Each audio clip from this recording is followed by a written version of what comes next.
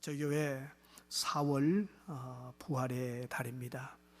그래서 제가 지난주는 부활주일로 지냈고요. 그래서 오늘부터 시작해서 한 3주 동안 부활과 관계되어진 신학적인 부분들을 나누도록 하겠습니다. 그 말은 부활 사건 자체도 우리가 다루겠지만서도 부활이 가져오는 우리의 관점, 세상은 어떤 식으로 바뀌어졌는가. 그래서 일부 신학자 중에는 이런 타이틀을 제시하는 사람들도 있습니다. 그리스도의 부활을 통해서 누가 바뀌었느냐? 예수님이 바뀌었느냐? 교회가 바뀌었느냐? 이런 근본적인 질문을 하는 분들도 있습니다. 누가 체인지 되었느냐? 그래서 우리가 그리스도의 부활이 우리의 삶에 어떤 변화를 또 어떤 사고의 차이를 만들어내는지 이런 것들도 조용히 훑어보는 그런 시간 갖도록 하겠습니다. 말씀을 준비하다 보니까 조금은 난해할 수도 있겠구나라는 생각을 합니다. 그러니까 여러분, 난해하다는 생각하면은 여러분들이 포기하지 마시고, 그 말은 다른 말로 하면은 졸지 말라는 뜻입니다. 여러분들 이게 좀 내용이 쉬울 때는 좀 졸아도 뭐 이렇게 뭐 이렇게 하면 되지만은 내용이 좀 이렇게 중요한 내용들이 많을 때는 정신을 바짝 차리고 있어야 됩니다. 내가 원대로 할 것 같으면 나갈 때 시험을 다 한 번씩 치고 가게 하는데, 예배라서 그렇게 할 수는 없지만은 우리가 말씀을 사랑하는 마음으로 같이 들으면 좋겠습니다. 우리 고린도전서 15장에 여기에 예수 그리스도의 부활에 대해서 쭉 이야기를 하고 있습니다. 그러면서 1절에 보면 형제들아 내가 너희에게 전한 복음을 너희에게 알게 하노니 이렇게 말하면서 복음이라는 단어를 쓰고 있습니다. 그러면서 특별히 2절에 가면은 이런 말씀을 쓰잖아요. 너희가 만일 내가 전한 그 말을 굳게 지키고 헛되이 믿지 아니하였으면 그로 말미암아 무엇을 받으리라? 구원을 받으리라. 복음에 대해서 이야기하면서 이 복음은 우리에게 구원을 주는 것으로서 그렇게 이야기를 하고 있습니다. 그렇다면 제가 여러분들에게 한번 질문을 던져보겠습니다. 누가 예수 믿지 않는 사람이 혹은 예수 믿는 사람 가운데서 누군가 여러분에게 질문을 했습니다. 복음이 무엇입니까? 당신들 교회 다니는 사람들은 복음이라는 단어를 자주 쓰시는데 복음이 무엇입니까? 라고 물었을 때 여러분들이 한자로 그럴듯하게 복복자 소리음자 복된 소리다, 그게 복음이다. 복된 소리는 로또에 당첨된 게 나한테는 복된 소리인데요, 그렇게 나올 수도 있습니다. 여러분은 신앙인으로서 이 복음을 어떻게 정리하고 계십니까? 어렵게 힘들게 생각하지 말고, 정리하려고 노력하지 말고 단순하게 생각합시다. 가장 단순하게 요약하고 정리해 본다면 복음은 예수 그리스도 그분 자체입니다. 복음은 예수 그리스도 그분 자체입니다. 다른 말하면 예수 그리스도의 생애 그 자체가 복음입니다. 그가 이 땅에 처녀의 몸을 빌려서 이 땅에 오셨고, 그리고 이 땅에서 인간의 죄를 짊어지고 십자가 위에서 돌아가시고, 그리고 인간의 의로움을 위하여 다시금 부활하셨습니다. 그리고 하늘로 돌아가셨습니다. 그 예수 그리스도의 삶 자체가 복음입니다. 근데 그 그리스도의 삶을 내가 받아들이고, 그가 인간의 죄를 위하여 이 땅에 오셨고 인간의 죄를 짊어지고 십자가 위에서 심판을 받았습니다. 이 사실을 내가 받아들이고, 그 인간 속에는 나도 들어있고 나도 죄인이고 내 죄 때문에 그리스도께서 십자가를 지셨습니다라는 이 고백을 받아들이는 사람, 그들은 하나님의 백성이 되는 것, 그게 바로 복음입니다. 다른 말로 하면 그리스도의 생애를 인정해드리고 그분의 생애를 내가 받아들이는 것, 그분이 나의 구주가 되심을 받아들이는 것, 바로 그게 바로 복음 자체가 되는 것입니다. 그래서 오늘 15장 2절에서 말씀하시기를 그 복음이 우리에게 구원을 가져온다라고 이야기를 하고 있습니다. 그러면서 3절에서부터 8절까지에 쭉 보면은 여기에서 본문은 이 복음이 어떤 추상적인 사상이나 이론을 긁어모은 것이 아니라 이 복음은 역사 속에서 구체적으로 일어난 사건이다라고 우리에게 제시해 주고 있습니다. 다시 말하면은 복음은 공산주의 이론처럼 어떤 우리의 이념이나 이더스, 그런 사상 이런 것들을 긁어 모아가지고 이게 복음이다라고 말하는 것이 아니라, 복음은 역사 속에서 일어났던 어떤 구체적인 사건들, 그러한 것들이 복음이었고, 복음은 다른 말로 역사 속에서 현실에서 일어난 사건이었습니다 라고 말씀하고 있습니다. 18세기 후반과 19세기에 들어오면서 인류의 역사는 바라보면은 이 소위 말하는 인간의 이성, 이 계몽주의, 이성 쪽이 대단히 강조되기 시작했었습니다.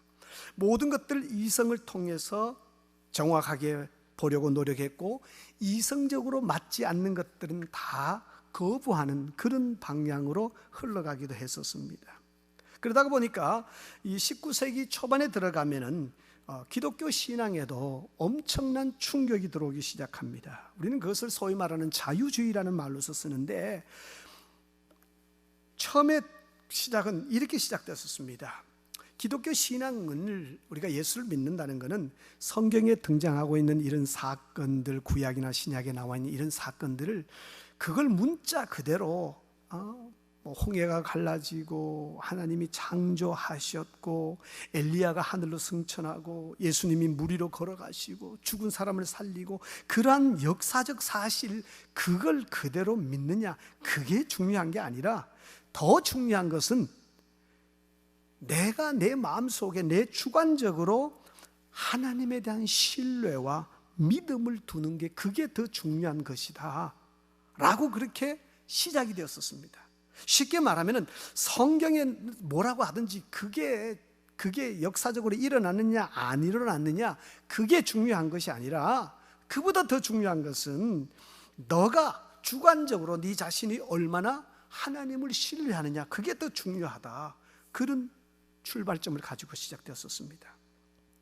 그러면서 시간이 지나면서 이제 자유주의 학자들 가운데서 점점 이야기들이 강도가 충격적으로 바뀌어지기 시작합니다. 그래서 성경에 나와 있는 이런 역사적 사건들, 홍해가 갈라지고 예수님이 베푸셨던 모든 기적 사건들, 그러한 것들을 너무 문자적으로 현실에서 일어난 사건으로 그렇게 받아들이는 거, 그거 중요하지 않다. 그게 현실에 일어났느냐 안 일어났느냐, don't care. 거기에 너무 관심 쓰지 말아라. 우리가 정말 관심 써야 되는 것은 그 사건을 통해서 우리에게 무슨 의미를 주는지, 그 의미를 찾는 것이 정말 중요하다, 이렇게 주장하기 시작했었습니다. 역사적으로 일어났느냐 일어나지 않았느냐, 모세가 홍해를 하나님의 능력에 힘입어서 갈랐느냐, 엘리야가 하늘로 승천했느냐 안 했느냐, 그거 별로 중요하지 않다. 그게 뭐 있든 없든 관계없이 그 사건에서 의미만 찾아내어라, 그렇게 가르치기 시작합니다. 그러면서 서서히 성경 중에서 인간의 이성과 결합되지 않는, 우리의 일반적인 논리와 맞지 않는 부분들을 뽑아내기 시작했었습니다. 우리가 그것을 소위 말하는 비신화화 시킨다라고 그렇게 합니다. 신화적인 요소들을 다 뽑아내라. 사람이 물 위로 어떻게 걸어갈 수 있어, 이것도 뽑아내고, 죽은 사람을 어떻게 살릴 수 있어, 이것도 뽑아내고, 무슨 바닷물이 갈라지, 이것도 뽑아내고, 이 소위 말하는 이 신화적인 내용 같은 이런 초자연적인 것들을 다 빼내고, 그리고 성경을 읽어야 제대로 된 성경을 읽을 수 있다, 이런 이야기들이 나오기 시작했었습니다. 그러면서 서서히 기독교 신앙에 대해서 공격을 하기 시작합니다. 심지어 나중에 가면은 점점 어떤 식으로 바뀌어가느냐, 신약 성경에 기록되어져 있는 예수님의 기적 사건들, 오병이의 기적 사건, 갈릴리 가나에서 물을 포도주로 만들었던 사건, 나사로를 살린 사건, 병자들을 치유한 사건, 이런 모든 것들, 그거 예수님이 직접 한 것이 아니라 예수님 이후에 그를 따르는 사람들이 창작해낸, 짜내어 만든 것이다 라고 논리를 펴기 시작했었습니다. 그렇게 하면서 그렇게 모든 것들을 뒤집고 나니까 성경에서 건질 만한 것이 남지 않았었습니다. 사실 성경에서 소위 말하는 하나님의 능력 속에서 일어난 사건들을 다 제외해 버린다면 제일 먼저 없어져야 될 것이 창세기입니다. 거기서부터 다 제해지고 나면은 남는 거는 전쟁 이야기밖에 없습니다. 사람이 사람끼리 싸웠는 거는 흔히 동네 조폭들도 싸우니까 그 정도 선에서 남는 것밖에 없게 되는 것입니다. 그렇게 하면서 성경에서 하나님의 흔적들, 기적의 흔적들, 이런 것들을 다 빼고 그렇게 하고 나니까 찌끄레기를 가지고서 어떤 신앙인들을 가르치고 교회를 세워가는 것이 불가능해졌습니다. 믿음이 세워질 수가 없습니다. 그래서 18세기 후반, 19세기 초 그렇게 마치 봄날의 화재처럼 불처럼 그렇게 쫙 번지던 것이 두 번의 전쟁을 지나면서 힘없이 무너졌습니다. 왜냐하면 전쟁이라는 극단적인 1, 2차 세계대전을 지나면서 가짜는 다 죽게 되어 있습니다. 생명이 없는 것은 생명을 공격하는 것 앞에서 견딜 수가 없는 것입니다. 여러분, 진짜 우리 속에 있는 믿음은 그런 가운데서 빛이 나는 것입니다. 1차 대전, 2차 대전을 겪으면서 보니까 여러 가지 신화적인 것을 빼내고 어쩌고 저쩌고 했는데 전쟁이 일어나니까 아무것도 붙들 게 없었습니다. 성경에서 그런 걸 다 제하고 나니까 누구를 의지해요?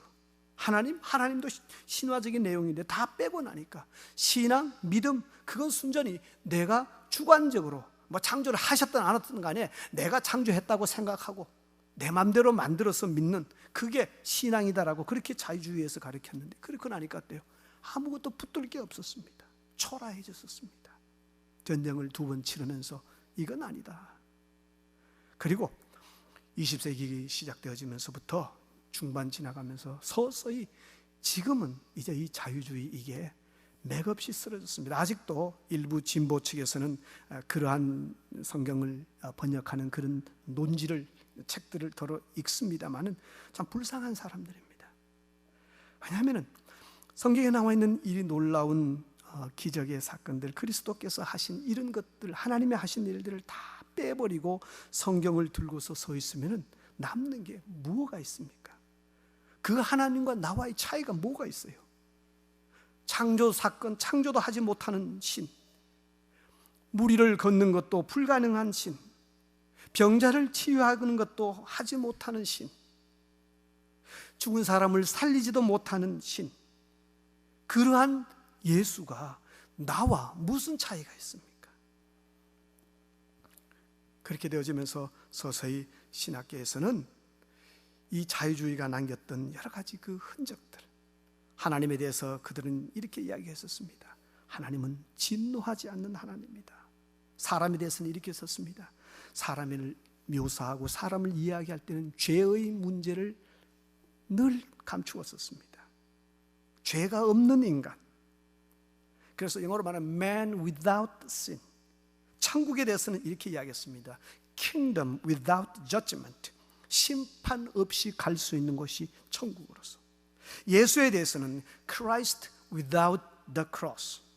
십자가 없는 그리스도. 그러니까요, 죄에 대해서 결코 진노하지 않는 하나님이 십자가 없는 예수님의 사역을 통해서 죄에 대한 심판 없이 인간의 죄를 용서하고 그래서 천국으로 인도해 간다.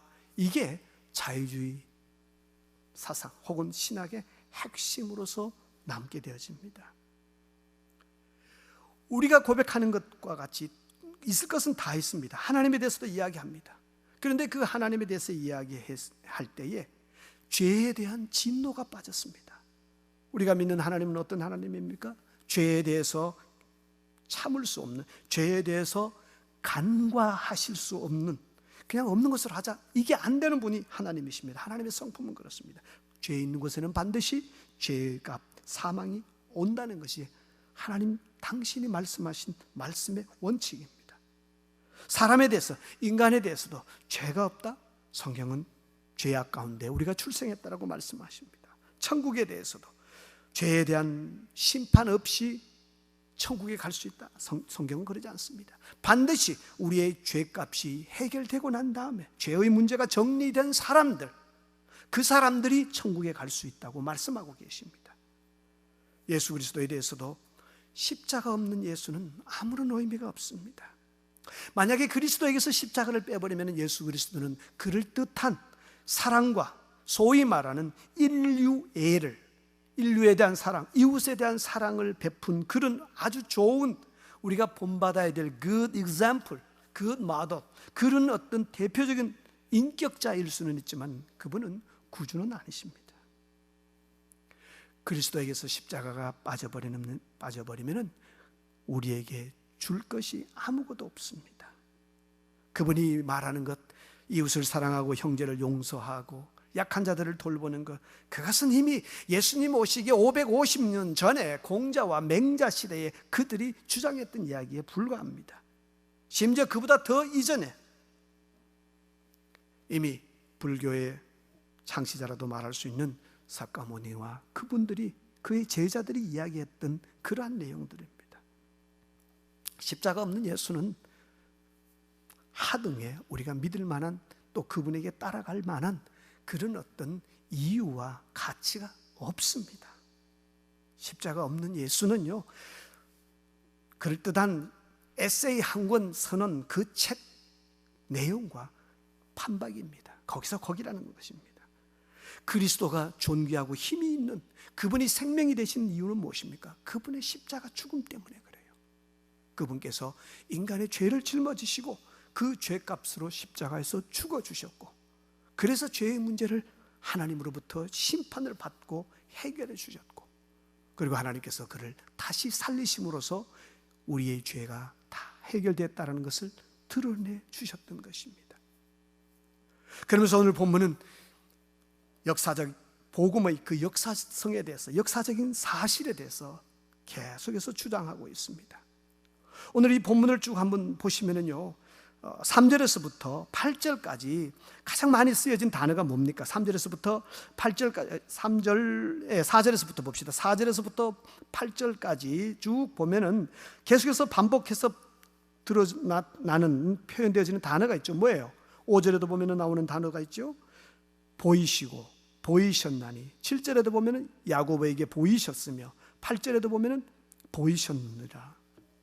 이 보였다라는 말, 이게 수동태형으로 나오는데 보이셨다, 나타나셨다는 뜻입니다.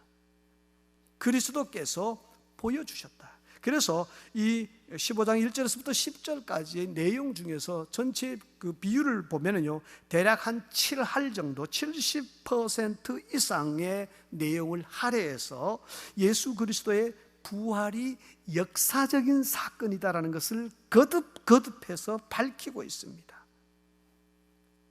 3절에 내가 받은 것을 너희에게 전하노니, 내가 받았다, 내가 들었다, 내가 받은 내용들이다. 5절에 보이셨다, 게바에게, 베드로에게 보이시고 12제자 그리고 500여 형제에게 보이셨다. 그리고 7절에도 가면은 야고보에게도 보이셨다. 8절에는 내게도 보여주셨다. 그렇게 하면서 이 눈에 보이는 경험적인 사건을 거듭 강조하고 계십니다. 그리고 성경 사복음서를 통해서 잔잔하게 우리가 그리스도의 부활하신 모습들을 하나하나 뜯어보기 시작하면은, 예수님께서 부활하신 이후에 그분이 나타나셨던 상황, 여건, 장소를 한번 비교해 보면은, 그분은 때때로 대도시 유대에서도 나타나시고 예루살렘에서도 나타나시지만은 시골 동네 갈릴리에서도 나타나십니다. 도시에서도 나타나셨지만 시골에서도 나타나시고요, 실내에서 예수님이 부활하신 모습을 보여주시기도 하셨지만 실외에서도 보여주셨습니다. 요한복음 21장에 보면 예수님께서 아침에 제자들에게 보이지만 또 누가복음 24장에 보면 저녁 무렵에 나타나십니다.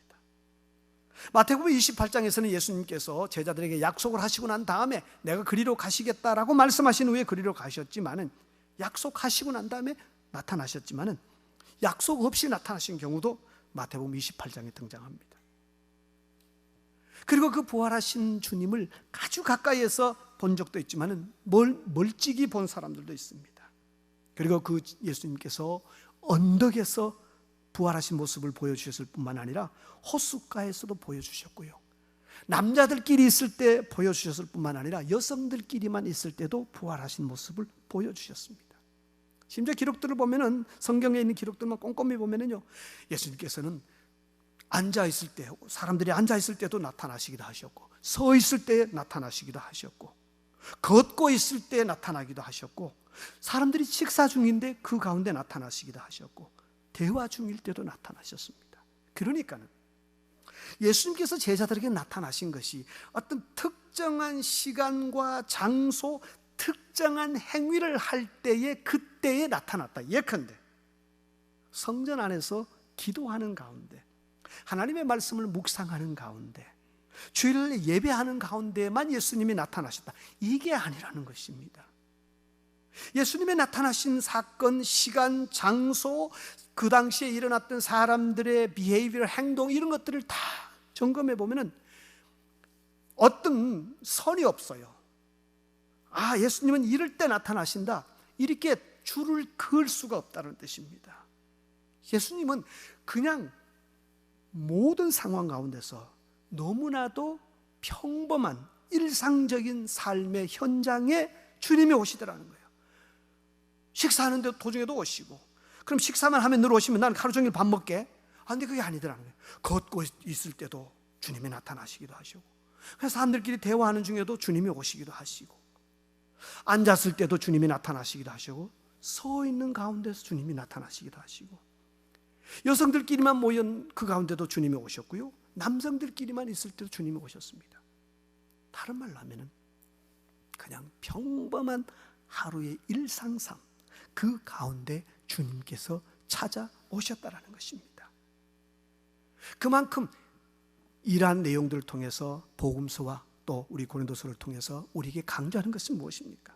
그리스도의 부활은 그는 아주 확실한 사건이고, 그리고 그 부활하신 주님이 우리 삶에 개입하시는 것은 너무나도 평범한 모습으로 개입하시는 것으로 그렇게 소개되어지고 있습니다.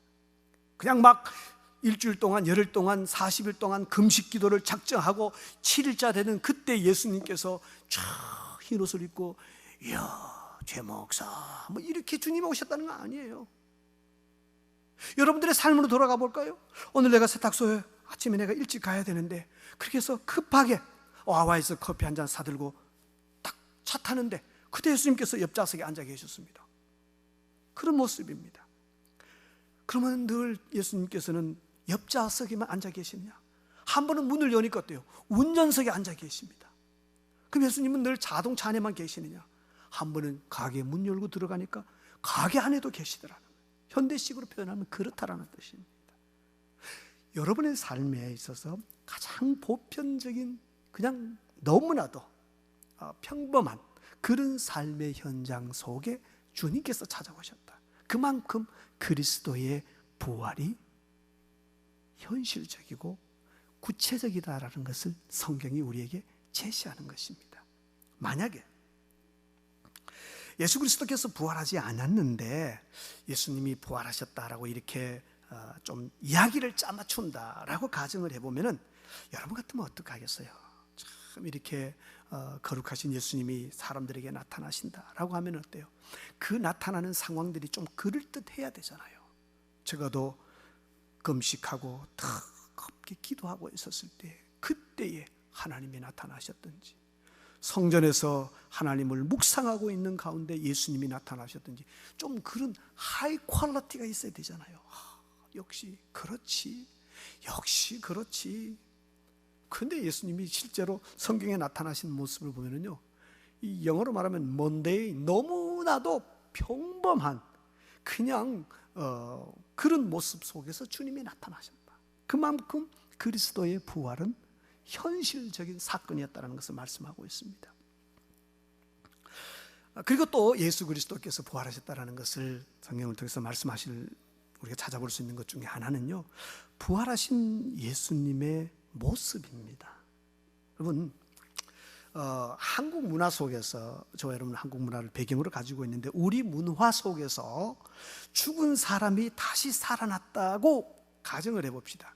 만약에 여러분에게 죽은 사람이 다시 살아났다, 우리 한국에서 예수님을 모르는 사람, 성경을 읽어보지 않는 사람에게 죽은 사람이 다시 살아났다면 어떤 식의 모습을 띠겠습니까? 하고 그림을 그려라 하면은, 제가 생각하건대 아무도 죽었다가 산 사람이 넥타이 쫙 매고 구두 반짝반짝하게 딱 구두신 딱 신고 정자세로 서 있는 그런 모습으로 그릴 사람 거의 없지 싶어요. 한국 분들은.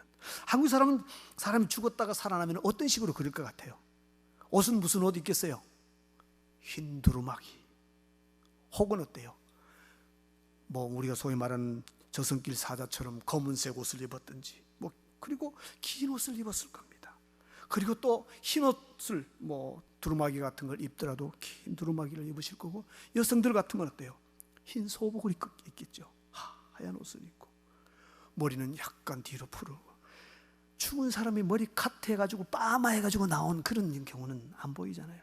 여러분, 드라마에도 죽은 사람 이야기하면서 표현하면서 머리 카트해가지고 머리 빠마해주고, 이게 좀 이상하잖아요. 한국인에게 있어서 죽은 사람이 살아났다고 하면은 무언가 좀 신비한, 미스틱한 그런 면들이 있어요. 그리고 그 죽은 사람 뒤에는 뭐가 있어야 돼요? 안개 같은 것들이 쫙 서려가지고, 뭐 보일 듯 말 듯, 보일 듯 말 듯, 약간 신비감을 더해주는 그런 게 우리에게 있단 말이에요. 그럼 유대인들은 어떠냐? 유대인 사회, 이 당시 1세기, 이 성경이 기록될 당시 유대인 사회에서 죽은 사람에 대한, 그가 살아났을 때의 어떤 모습일 것이다 라는 그러한 일반적인 관념이 있었단 말이에요. 그 일반적인 사고관념은 뭐냐? 이분들은 다니엘 12장에 근거를 했었습니다. 다니엘 12장에 보면은, 거기에 보면은 자는 자 중에서 많은 사람이 깨어나서 영생을 받는 자도 있겠고, 그렇게 말씀하시면서 그 이후에 보면은 그 사람들, 그렇게 영생을 얻는 그 사람들은 궁창의 빛과 같이 빛날 것이요 별과 같이 영원토록 빛나리라. 그러니까 구약 성경에서 죽은 사람이 다시 살아난다면은 그 죽은 사람의 다시 살아난 그 모습은 대단히 빛이 나는 것으로서 그렇게 사람들에게 알려졌었습니다. 또 다른 한 케이스는 사무엘서에 보면은 사울이 블레셋과 전쟁할 때, 사무엘이 죽고 난 다음에 이제 영적인 지도자가 없었으니까 너무 당황했었습니다. 그래서 엔돌 지역에 있는 무당을 찾아가 가지고 죽은 사무엘의 영혼을 불러와라, 요즘식으로 말하면 점치는 겁니다. 그렇게 하는데, 그때에 이 점장이가 점을 치다가 하면은 하나가 올라옵니다. 이제 이게 그런 어떤 영적인 비전이겠죠. 사울은 보지 못하지만 이 점장이, 엔돌의 무당은 보는 겁니다. 그 사람에게 물어요. 사울이 모양이 어떠합니까? 그랬을 때 그 무당이 하는 얘기가, 그 사람이 망토를 입었습니다. 겉옷을 입었습니다. 그 겉옷은 무릎 저 밑에 발목까지 내려가는, 덮이는 그런 옷을 이야기를 합니다. 그러니까 유대인들에게 있어서 죽었다가 살아난 사람, 혹은 죽은 사람의 모습은 무언가 긴 옷을 입고 있고, 그리고 뒤에 빛이 반짝반짝반짝 나는 그런 어떤 후광이 서려 있는 그런 모습으로 표현되어지고 있습니다. 근데 여러분, 신약 성경에 소개되어져 있는 예수님의 부활하신 모습은 어때요? 예수님이 어느 곳에 다 가실 때마다 뒤에 빛이 반짝반짝 하면서 막 이렇게 됐었습니까? 아니에요. 누가복음 24장에 보면은 예루살렘에서부터 엠마오로 내려가던 두 제자의 이야기가 나오는데, 그때 이 두 제자들 사이에 부활하신 예수님께서 옆에서 같이 걸으셨습니다. 얼마나 같이 걸었느냐? 최소한 낮에 출발해가지고 저녁 식사 때까지 걸었으니까 서너 시간은 같이 걸었던 것으로 보입니다. 서너 시간을 같이 걸었다니까요. 부활하신 주님이 옆에서. 그때 이 사람들이 봤을 때, 어머, 저 사람 왜 발이 안 보여? 여러분, 귀신 이야기 어렸을 때 들었죠? 택시 뒤에 탔는데 거울에는 안 보이고 뒤로 돌아보면 사람 있고, 거울에는 안 보이고 뒤에 돌아보면 사람 있고. 무섭죠? 뭐 그런 식으로 같이 걸어가는데 발이 안 보인다든지, 어머 저분은 살짝 날아가는 것 같아, 발에 먼지도 안 묻는 것 같아, 약한데. 그랬으면 두 제자가 금방 눈치챘을 것입니다. 희한하네. 또 예수님께서 막 긴 옷을 입고 막 쫙 이렇게 빛이 번쩍 나고 뒤에 막 화려함이 있었으면 두 사람이 왜 못 알아봤겠어요? 너무나도 자신들의 모습과 자기들이 살아가는 모습과 동일했기 때문에 그저 제3자인 줄 알았었습니다. 예수님을 못 알아봤어요. 무려 4시간 이상. 그러다가 저녁 식사하면서 예수님께서 식사 기도를 해주셨습니다. 성경에 보면 예수님이 축사하셨다 그럽니다. 그리고 난 다음에 떡을 가지고서 식사 기도를, 축복 기도를 하시고 제자들에게, 그 두 제자에게 주니까 제자들의 눈이 열렸습니다. 그러면서 아이고 예수님이시네요. 예수님을 알아보니까 그 순간에 예수님께서는 더 이상 그곳에 계시지 않고 떠나셨습니다. 부활하신 주님의 모습을 가만히 보면은요, 성경에 기록되어진 모든 부분들을 보면은 그 모습이 인간과 완전히 다르고 뭐 번쩍번쩍한 게 있고 막 이렇게 들으면서 막 웅장한 이런 모습은 또 아니에요. 그렇다고 해서 또 완전히 사람처럼 똑같이 그러냐? 그런 거는 아닙니다. 어떤 부분이 있느냐면은 제자들이 유대인들이 무서워가지고 그래서 탁 집에 문을 잠그고 안에 있었는데, 그런데 예수님께서 쑥 나타나셨습니다. 깜짝 놀랐었습니다. 문이 잠겨 있는데 예수님이 들어오셨으니까. 그러면 예수님은 무슨 이 매트릭스 같은 무슨 영화 있잖아요. 매트릭스처럼 이렇게 어떤 가공의 이런 이미지, 이 스크린에 있는 그 프로젝터 스크린처럼 저런 어떤 이미지냐? 그건 아니에요. 왜? 예수님께서 제자들에게 먹을 것을 달라고 그러셔서 생선 한 토막을 받아가지고 그것을 제자들이 보시는 앞에서 잡수셨어요. 그리고 제자들에게 손도 보여주시면서 너희들 한번 만져봐라. 영은 살과 뼈가 없지만 나는 있다. 그렇게 주님께서 직접 말씀하시면서 제자들에게 접근하십니다. 도대체 이게 어떤 거냐고요. 생선도 드시고 손으로 만지면은, 일반적인 우리의 감각으로 만지면은 분명히 이 디멘션이, 차원이 있는, 이게 뭐 불룩불룩하고 이게 다 형체가 나온단 말이에요. 그런데 그 형체를 가진 몸을 가지고 문을 잠궈도 그냥 벽을 그냥 곧으로 통과해 버리십니다. 아주 특이한 유대인들의 전통적인 죽은 자가 부활한 모습과는 판이하게 다른 모습으로 복음서에 등장합니다. 왜 그랬을까요? 이걸 누가 짜 만들었다면은 그냥 우리가 상상력을 동원해 가지고 부활한 사람을 우리가 한번 그려보자, 제자들이 그렇게 해서 꾸몄다면은 이런 식으로 하지 않았을 것입니다. 아니, 그래도 하나님의 아들이 죽었다가 살아나셨는데 제자들에게 생선, 그거 생선 속에 뭐가 들어있는지 모르는 그런 거, 뭐 적어도 죽었다가 살아난 그러한 거룩한 분이라면, 얘들아 나는 그런 세속적인 거, 그런 음식을 이제 나는 끊었느니라. 내가 먹는 음식은 거룩한 음식이다. 뭐 주님이 그렇게 하셔야 되지 않아요? 근데 그 부활하신 주님께서 생선 좀 달라고 그래가지고 생선 드시고, 이런 모습들이 사복음서에 기록되어져 있습니다. 무슨 얘기냐면은 이런 내용 자체가 예수님의 부활이 사실이라는 것입니다. 제자들이 꾸미고 멋이고 할 필요 없이 자기들이 본 걸 그대로 쓴 겁니다. 그냥 문자 그대로 자신들이 본 걸 그대로 썼는데 그 기록들을 종합해서 보니까 이전에 그 시대의 유대인들이 전통적으로 가지고 있었던 죽은 자에 대한 관점과는 너무너무 다른 겁니다. 그런데 그것이 역사적인 사실이고 객관적인 사실이었다는 것이에요. 그리고 이 고린도서가 기록될 이 당시, 이게 언제쯤 기록되어졌느냐? 예수님이 AD 26년경에 돌아가셨습니다. 계산하기 쉽게 AD 25년이라고 잡읍시다. 고린도전서는 대충 한 25년이 지나고 난 다음에 AD 50년, 늦어도 AD 55년 전에 기록되어졌습니다. 25년에서 30년 사이, 예수님이 돌아가시고 부활하시고 하늘로 떠나시고 난 다음에 25년에서 30년 사이에 기록되어졌습니다. 그래서 오늘 본문에 보면은 베드로 형제가 뭐라고 그래요? 자, 한꺼번에 예수님께서 500명의 사람들에게 동시에 자신을 보여주셨고, 그리고 그들 가운데 대다수는 어떻게 되어져 있다? 6절에 보면은 아직도 살아있다. 그때 부활하신 예수님을 보았던 사람들의 나이가 20대였으면 지금 얼마 됐습니까? 이제 50대 올라갔다는 거예요. 40대 후반. 그때 30대에 예수님의 부활한 모습을 봤다면 이제 50대 중반이 되었다는 거예요. 아직도 살아있다는 것입니다. 그렇게 하면서 그리스도의 부활에 대해서 너무너무 구체적으로 이야기하고 있습니다. 그렇기 때문에 지금 그렇게 본 사람들이 그렇게 많은데 내가 여기서 거짓말을 써가지고 이게 말이 되느냐는 거예요. 만약에 그리스도께서 부활하신 모습을 극소수의 제자들, 예를 들어서 핵심적인 제자 5명에게만 늘 보여주셨다. 그건 문제가 있어요. 왜? 이 5명이 짜고 거짓말을 할 수가 있어요. 그런데 이건 5명뿐만 아니라 동시에 500명에게, 그리고 이 사람 저 사람 이 사람 저 사람 다 보여주셨습니다.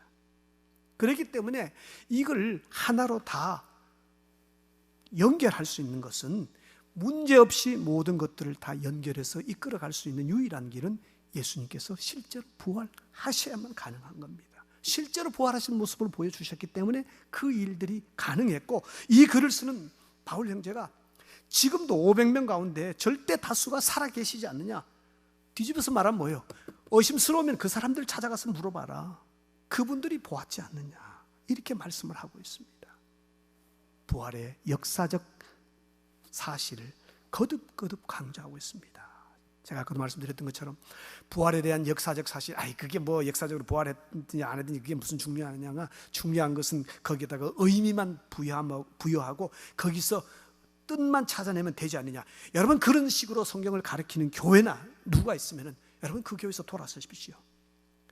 그건 정말로 예수 그리스도를 치욕스럽게, 하나님의 말씀을 너무너무 부끄럽게 만드는 것입니다. 그럴듯하게 보일지는 모르지만 그것은 성경 전체를 뒤집어 엎는 것입니다. 왜 이렇게 바울 형제가 자기가 말하는 내용의 70% 이상을 구체적으로 보았다 이렇게 말하면서 부활의 현실성을, 실제성을 강조하는지, 거기에 우리가 귀를 기울여야 됩니다. 우리 역시 그리스도의 부활에 대해서 확신하지 않고서 복음을 따라가고 복음을 받아들이는 것은 불가능합니다. 목사님, 부활이 했든 병을 해고쳤든 뭐 어떤 무리로 걸어갔든 내가 안 본 적이 없으니까 걸어갔다고 하니까 걸어갔다고 합시다. 이게 아니에요. 내외간에 싸움질 하다가 당신이 맞니 내가 맞니 그래가지고 하다가 제일 자존심 상할 때가 뭐예요? 그래, 당신이 옳다고 하자. 그거보다 더 자존심 상하는 거 없죠, 그죠? 아니, 확실하게 끝장을 봐야지. 중간에 가지고 그래, 당신이 옳다고 하자. 옳다고 하자. 무슨 옳다고 해? 옳으면 옳은 거고 아니면 아닌 거지. 그러지 않아요? 여러분, 부활도 마찬가지예요. 부활했다고 하자. 뭐가 부활했다고 하자는 거예요? 열받게. 하나님께서 부활시키셨는데 하나님을 향해서 부활했다고 합시다. 뭐 했다고 하셨는데, 이 부분에 대해서 분명히 기초가 잡혀져야 믿음의 다음 단계로 나갈 수가 있다는 것입니다. 그러면서 오늘 본문은 우리에게 대단히 놀라운 이야기를 하십니다. 9절과 10절에 뭐라고 말씀하십니까? 자, 바울은 이렇게 얘기합니다. 부활은 분명히 역사적인 구체적인 현상입니다. 구체적인 사실이었습니다. It is a historical fact. No more, no less. 그렇게 분명하게 이야기를 해주십니다. 그러면서 우리에게 하나 더 붙여줍니다. 그게 뭐냐면, 그것이 아무리 역사적인 사건이고 내가 아무리 여러 사람들이 보고 보았다 하더라도 그 예수 그리스도의 부활을 믿을 수 있는 사람들은 하나님의 은혜를 받은 사람들 뿐입니다. 여러분, 이게 무서운 얘기죠. 10절에 가서 보면 뭐라 그랬어요? 내가 나 된 것은 하나님의 은혜로 된 것이니 내게 주신 그의 은혜가 헛되지 아니하여. 자기가 예수 그리스도의 부활을 믿고 부활을 확신하고 부활을 받아들이고 그 부활을 받아들이고 거기에 생애를 걸 수 있는 것은 전적인 하나님의 은혜의 결과다라고 고백하는 것입니다. 그럼 제가 아무리 그리스도의 부활에 대해서 과학적인 자료들, 여러 가지 어떤 법적인 코트에서 사용되는 그러한 용어들을 쓰면서 증명을 한다고 하더라도 그것을 받아들일 수 있는, 부활을 마음 깊은 곳에서 받아들일 수 있는 사람은 하나님의 은혜가 임한 사람들밖에 없습니다. 만약에 이것이 하나님의 은혜 없이도 이것이 가슴에 받아들여지고 그렇지 아멘 아멘 되어진다라면은 성경에서 우리가 많은 논리적인 모순을 발견할 수가 있습니다. 어떤 모순들이 일어나느냐면요, 예수님께서 부활하시고 난 다음에 예수님을 죽였던 당사자들도 알았었습니다. 그래서 예수님의 제자들이 뭐 3일, 불과 3일이라면 사실은 72시간이잖아요. 72시간 되지도 않았었어요. 그런데 사실 생각해 보세요. 예수님이 금요일 날 오후 3시에 돌아가셨으니까요, 토요일 날 오후 3시 되면 24시간이에요. 주일 날 오후 3시가 돼야 48시간입니다. 48시간에 무려 10시간도 더 이전에 일어났었습니다. 그러니까 전체 시간을 보면 불과 30 몇 시간 만에 주님이 부활하신 것입니다. 자, 예수님이 날짜로 치면 사흘째가 되고요. 근데 예수님께서 부활하셨다. 불과 30 몇 시간 전에 우리가 죽여서 매장시켜놨는 사람인데 부활했다. 기가 찼습니다.